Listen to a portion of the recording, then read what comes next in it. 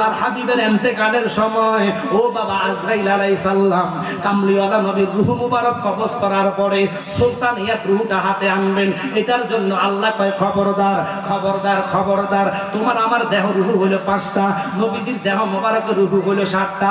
একটু লক্ষ্য করেন, যে নবীর ইন্তেকালে আসমান জমিন কেঁদেছে, ও বাবা চন্দ্র সূর্য কেঁদেছে, ওই নবীর ইন্তেকালের সময় রূহ কবজের সময় আজরাইল আলাইহিস সালাম কয় আল্লাহ বুকে যদি হাত না রাখি রূহটা নেব কেমনে? কয় এই বুকে কেমনে হাত রাখবা?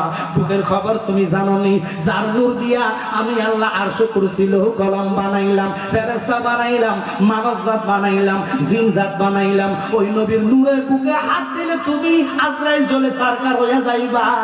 তুমি একা উপরে হাতটা ধরো, আমি কুদরতি ভাবে রূহটা তোমার হাতে পৌঁছাইয়া দিবা। আজরাইল হাত একা তোমার ধরতে দেরি রে, হাতের মধ্যে সুলতানিয়াত রূহটা যাইতে দেরি, ডাইন হাতটা নিচের দিকে ডেবে যাচ্ছে ডেবে যাচ্ছে ডেবে যাচ্ছে। আজরাইল একটা ডাক দিয়া কয় আল্লাহ, ও আল্লাহ আমার হাত তো ডেবে যাচ্ছে, আমি কি করব?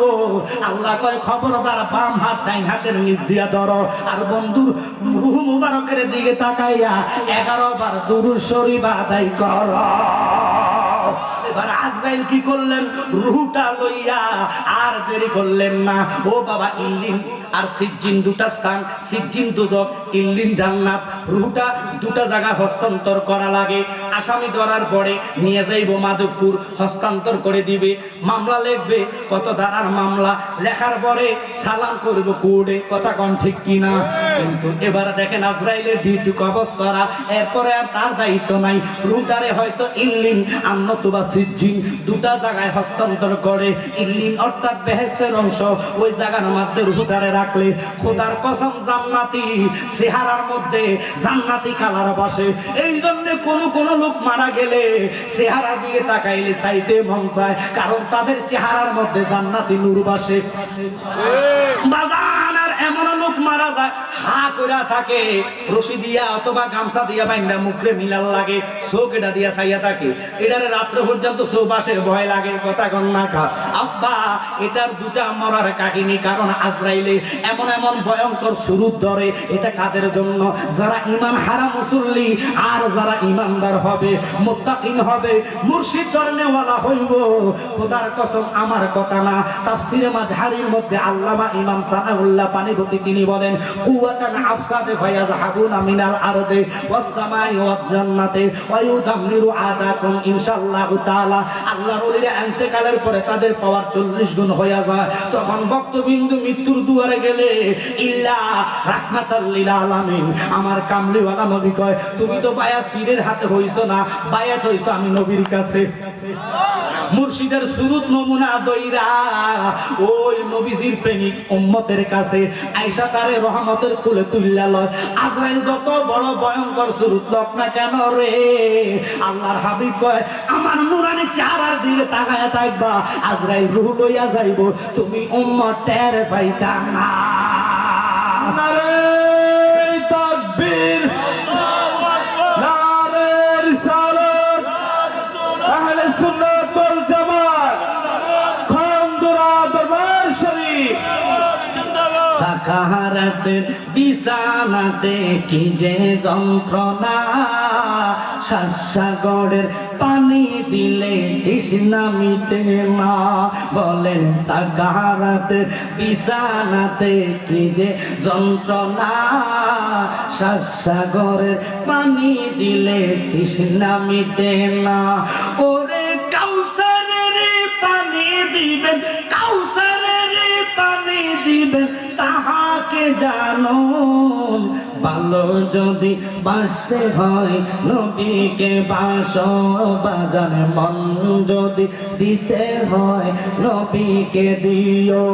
নবী তরানেওয়ালা, নবী বাঁচান, নবী তরানেওয়ালা, নবী ওই নবীজির মুহাব্বতে মিলাদ পড়িও। মন যদি দিতে হয় নবীকে দিও। আজরাইল রূহটা লইয়া ইল্লিনে ঘুরলেন, সুবহানাল্লাহ কোন। ইল্লিন মানে বেহেশতের অংশ, যেখানে হস্তান্তর করবে। খুব খেয়াল করবেন, আজরাইল রূহটা লইয়া ঘুরতেছে। আয় হায়, নবীজির রূহ মোবারক ছোঁয়ার মতো জায়গা নাই, এত পবিত্র রূহ মোবারকটা। আব্বা আজরাইল ওখান থেকে বাইর হইয়া সামায়ে দুনিয়াতে আসলেন। আয়েশা আজরাইল আমার পরে ঘুরতেছে, একবার চোখের পাত্তি মারার আগে খুব খেয়াল করবেন, আজরাইলকে আল্লাহ এমন পাওয়ার দিলেন, আমরা চোখের যে পাত্তি মারি খুব খেয়াল করবেন, এই চামড়ার উপরে যে পাত্তিটা, অর্থাৎ এই যে চোখের উপরে চামড়াটা, এটা যেভাবে বন্ধ করতে যে সময় লাগে, তাম দুনিয়াটা আজরাইল ঘুরতে এই সময় চেয়ে আরো কম লাগে।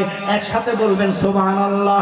আজরাইল আয় হায়, এই চামড়া চেয়ে এবার আপনারা বুঝতে পারেন, হয়তো বলবেন হুজুর এটা কিভাবে সম্ভব? আরে আজরাইল রে আল্লাহ এমন পাওয়ার দিলেন, এমন ক্ষমতা দিলেন, সুরা পৃথিবীটা একটা সেকেন্ডের আগে উনি ঘুরা দিয়ে আসতে পারে, এত ক্ষমতা এত শক্তি উনারে দিলেন। অথচ কোরআন শরীফের আয়াতের মধ্যে পাইলাম, যিনি হচ্ছেন সুলাইমান পয়গম্বর, ইনি হচ্ছেন জিনদের বাদশা, অর্থাৎ সমস্ত জিনেরা উনার কাছে মাথা নত করা লাগতো, উনার কথা শোনা লাগতো। জিনদের আদি পিতার নাম ছিল তারান্নুজ, যিনি 60,000 বছর হায়াত পাইছেন। এরপর একটা ছিল বাবারে হামুজ, হামুজ পাইছে 35,000 বছর হায়াত। এর চেয়ে তাদের চেয়ে বেশি পাইছে নীলবিষ আর ইবলিশ। ইবলিশ বর্তমানে সওয়াল করে, এখন ওই ইবলিশ শয়তানে বাংলাদেশে আসা লাগে না, কারণ ইবলিশের চেয়ে বড় শয়তান বাংলাদেশে আছে। এরা হলো আহলে হাদিস। ইবলিশ 1 রাকাত নামাজ কমাইতে পারে নাই, বাংলাদেশের আহলে হাদিস ইবলিশরা 12 রাকাত কমাইছে। কথা বলেন ঠিক কিনা? ওরা ইবলিশের চেয়ে আরো বড় মারাত্মক শয়তান। কথার দিকে যাইতাম না। এবার দেখেন ও বাবারা, সুলাইমান পয়গম্বর জিনের সর্দার বলতেছে, হুজুর আপনি কি বলতে চান? রানী বিলকিসের সিংহাসনটা আমার সামনে এই মুহূর্তে এনে দিবা। উনিকে আমার সময় দিতে হবে, আপনি যে বৈঠকটা করলেন এটা ভাঙার আগে, শেষ হওয়ার আগে আমি এনে দিব। সুলাইমান নবী কয়, না না, আমার ধৈর্য কোলায় না, আমি এতক্ষণ ধৈর্য ধরতে পারবো না, তুমি কি করবা করো। এবার আরেকজন ল্যাংড়ায়া আপনার একজন উনি আয়েশা কয়, হুজুর আপনি যদি আমার অনুমতি দেন, যার নাম আসিফ বিন বরখিয়া, উনি কি বললেন বাবারে, উনি ডাক দিয়া কয়, হুজুর অনুমতি আপনার চাই। কি অনুমতি তুমি বলতে চাচ্ছ? কয়, হুজুর আপনি যদি অনুমতি দেন, আপনার চোখের বাতি মারার আগে আমি রানী বিলকিসের সিংহাসনকে আপনার সামনে এনে দিব। এবার উনি বলে, এবার শুনে নেন, উনি যদি সুলাইমান পয়গম্বরের উম্মত হইয়া একটা সেকেন্ডের আগে আনতে পারে, আমার নবীর উম্মতের পাওয়ার কি জানেননি? সকল নবীরা বলবে নাফসি আল্লাহ, নাফসি আল্লাহ। কারণ কি? ওনারা পয়গম্বর, ওনারা কেন নাফসি আল্লাহ বলবে? আমার নবীর পাওয়ার ক্ষমতা হলো আল্লাহর মাকামে মাহমুদের মধ্যে সিজদায় পড়ে রাসূল কাঁদবে, রাব্বি হাবলি ইয়া উম্মতি। আল্লাহু আকবার বলেন। রাসূল কাঁদবে, রাব্বি হাবলি ইয়া উম্মতি। কিন্তু বাজানো, যেই পীর লয়া মুরিদ হইলেন, আল্লাহ 4টা নামে হাসরে ডাক দিব, আই কাদরিয়া, আই সিস্তিয়া, আই নকশবন্দিয়া। কথাটা মনে রাখবেন। কথার দিকে কেন গেলাম? আল্লাহর হাবিবের মর্যাদা আর সম্মান কাহাকে বলে? সকল আম্বিয়ারা জান্নাতে যাওয়া আল্লাহ হারাম করে দিলেন, যতক্ষণ আমার নবী উম্মতেরা না ঢুকবা। ওই আসিফ বিন বরখিয়ার মতন লোক যদি সেকেন্ডে রানী বিলকিসের 1600 কিলোমিটার দূর থেকে নিয়ে আসতে পারে, আল্লাহ কি কসম, মুর্শিদ ধরেছেন। মুরাকাবা কি জিনিস বোঝেন না, নাম শুধু শুনলেন। মুশাহাদা কি জিনিস বুঝলেন না। ফানাফিল্লাহ কোন দরজা, এটা অনেকে বোঝেন না। বাকাবিল্লাহ কোন দরজা, এটা অনেকে জানেন না। হানাফি শেখ কোন দরজা, এটা অনেক ভক্ত মুরিদান জানেন না। হানাফির রাসূল, আল্লাহু আকবার কোন। ওই সমস্ত দরজায় যাইতে পারলে আপনি একজন লোক এখানে বসে ঢাকা শহর কি হয় সব খবর জানবেন। বঙ্গোপসাগরের পানি ঠান্ডা না গরম সব বলতে পারবেন। মানুষ হইয়া যদি ইটার তৈরি কইরা বাংলাদেশের ঢাকা শহরে বৈশা বঙ্গোপসাগর ঠান্ডা না গরম খবর লইতে পারে। কোন জায়গায় কুয়াশা কম পড়বে এই খবরও বলে দিতে পারে। কোন জায়গায় ঠান্ডা বেশি পড়বে এটা বলতে পারে। কবে বৃষ্টি হবে এটাও যদি ইথারের দ্বারা বলতে পারে। টেলিভিশন খবরওয়ালা সাগরের তাপমাত্রার কথা, অর্থাৎ ভূমিকম্পের কথা অনেক সময় তারা বলে দেয়। বলে কি বলে না? একটু জোরে কইতে হবে, বলে কি বলে না? কেন কথা বলেন না? আরে মানুষ হইয়া ইথারও বানাইলো, ইথারের যদি এত পাওয়ার হইতে পারে, খোদার কসম রে, আল্লাহর ওলিদের এমন পাওয়ার দিল, সারা জগতের খবর আল্লাহর ওলিরা জানে। ওই ওলির কাছে যাইয়া ফানাফিল্লাহ, ফানাবিশেখ, ফানাফির রাসূলের দরজা শিখে আসো।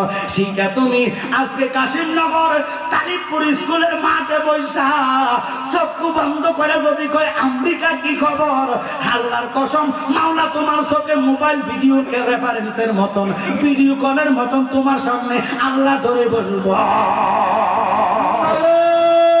তাকবীর, নারে রিসালাত, উরুস মুবারক, উরুস মুবারক, খানদুরা দরবার শরীফ।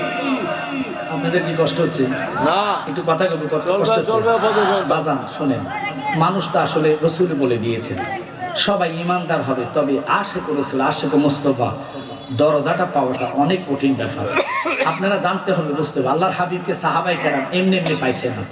ওনারা এমন ভালোবাসেন, হযরতে আবু বকর সিদ্দিক 6 মাস পর্যন্ত দরজার সাথে চোখ লাগানে দাঁড়িয়ে দাঁড়িয়ে শুধু রসুল রসুল করেছে। সুবহানাল্লাহ। আল্লাহর হাবিব আলোচনা অবস্থায় সবার সামনে বলতেছে, দাঁড় করাইলেন, তুমি দাঁড়াও। দাঁড়াইছে, বলো তো তোমার কাছে কোন জিনিসটা প্রিয়? সাহাবী ডাক দিকে, হুজুর আমার কাছে সবচেয়ে প্রিয় লাগে, ভালো লাগে আল্লাহ ফাকের কোরআন তেলাওয়াত করতে। একসাথে বলবেন সুবহানাল্লাহ। আরো জনকে দাঁড় করেছে, বলো বাবা তোমার কাছে কি ভালো লাগে? উনি দাঁড়াই, হুজুর আমার কাছে সবচেয়ে ভালো লাগে 5 ওয়াক্ত নামাজের সময়টুকু। আল্লাহু আকবার বলেন। এবার আল্লাহর হাবিব আরেকজনকে দাঁড় করেছে, বলো তো তোমার কাছে কোন জিনিসটা ভালো লাগে, কোন টাইমটা তোমার কাছে প্রিয়, অতি ভালো? উনি বলতেছে, হুজুর আমার কাছে তাহাজ্জুদ নামাজের সময়টা খুব ভালো লাগে। আল্লাহু আকবার বলেন। এরপর আরেকজনকে দাঁড় করেছে, বলো তো তোমার কাছে কোন জিনিসটা ভালো লাগে? উনি বলতেছে, ইয়া রাসূলুল্লাহ আমার কাছে দান খয়রাত করতে ভালো লাগে। সুবহানাল্লাহ। লাস্ট মুহূর্তে সিদ্দিক আকবরকে দাঁড় করেছে, ও সিদ্দিক বলো তো তোমার কাছে কোন সময়টুকু ভালো লাগে? উনি কয়, ইয়া রাসূলুল্লাহ নবী গো, আমার কাছে সবচেয়ে প্রিয় ভালো লাগে ওই সময়টুকু যতক্ষণ আমি আপনার চেহারা মোবারকের দিকে তাকাই থাকি, এর চেয়েও শান্তি আমার কাছে আর কোনো জিনিস লাগে না। আল্লাহু আকবার বলেন। ওই সিদ্দিক আকবরের মর্যাদার কথা কেন বললাম? আল্লাহ কয়, পয়গম্বর যদি বানাইতাম সিদ্দিক আকবর রে দিতাম। এই ভালোবাসার টানে তো নবীর পাশে শুইছে, চিল্লা এখন আল্লাহু আকবার। ওরে ভালোবাসা কাছে শুইল যাইয়া তোমরা দেখো না, মদিনা মদিনা আসে কম মিনের ঠিকানা, বলো না মদিনা মদিনা আসে কম।